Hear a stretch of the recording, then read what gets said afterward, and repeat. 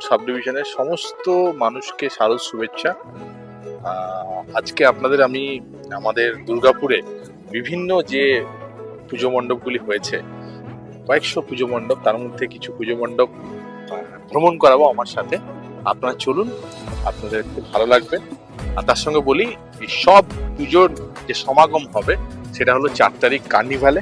ওই 4 তারিখ কার্নিভালে উমেন্স কলেজের সামনে আপনার সবার সাথে দেখা হচ্ছে। চলুন আমি এবার আপনাদের ঘুরিয়ে দেখাই এবার দুর্গাপুরের পুজোগুলো কেমন হয়েছে।